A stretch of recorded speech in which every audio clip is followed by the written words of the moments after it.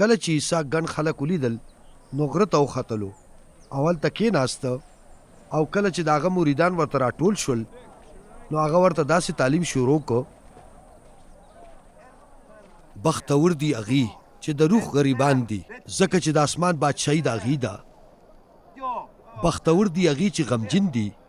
هغې به تسلي ومومي بختور دي هغې چې حلیمان دي ځکه چې دوی به د ځمکې وارثان شي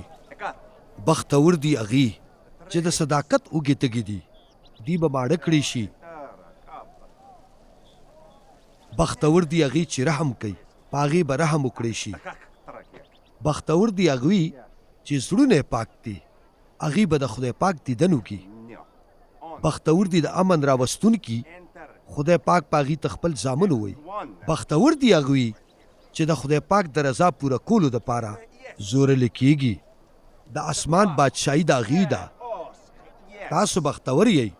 کله چې خلک درته سپکې سپورې وایي او زوروي مو او زما له وجې خلک ستاسو په هکله هر قسم دروغجنې بدې خبرې کوي دا هر څه تاسو په خوشحالۍ او روڼ تندي وزغمئ ځکه چې په اسمان کې ستاسو دپاره لوی اجر دی ځکه چې ستاسو نه وړاندې دغه رنګ دي نبیان وزورل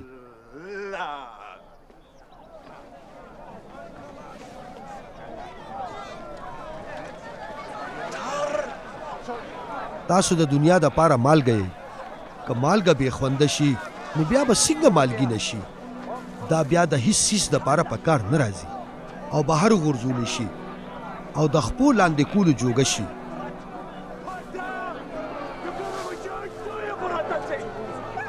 تاسو د ټولې دنیا دپاره رڼا یئ کم ښار چې په غره آباد وي هغه پټېدی نه شي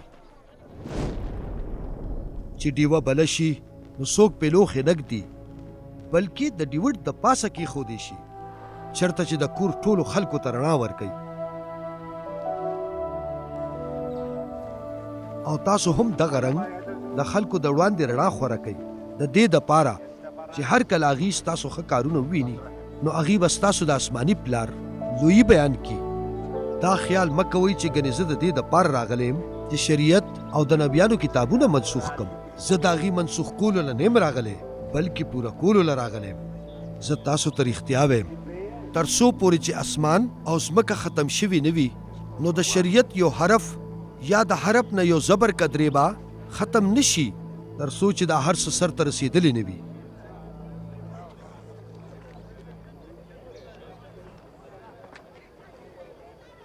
نو که څوک ورنه د شریعت یوه ذره شانم مات کي او نورو خلکو ته د داسې کولو تعلیم ورکي نو د اسمان په بادشاهۍ کې به د دې ځای د ټولو نه لاندې وي خو هغه څوک چې په شریعت عمل وکړي او نورو ته تعلیم هم ورکوي هغه به د اسمان په بادشاهۍ کې لوی بیا مومي زه تاسو ته دا وایم تر څو چې تاسو په صداقت کولو کې د فریسیانو او د شرع د عالمانو نه زیات نه یئ نو تاسو بیا هیڅ کلم د اسمان په بادشاهۍ کې داخلېدی نه شئ تاسو اورېدلی دي چې زموږ پلار نیکه ته ویلي شوي وو چې قتل مه کوئ هغه څوک چې قتل وکړي هغه ته به ضرور په عدالت کې سزا ورکولی شي خو زه تاسو ته دا وایم چې هر څوک چې یو ورور ته غوسه وکړي هغه ته به په عدالت کې ضرور سزا ورکړی شي او که هغه ورته کمکل ووایي نو هغه به ضرور عدالت ته جواب ورکوي او که چېرې ورته لیونی ووایي نو هغه ته به د دوزخ د اور خطره وي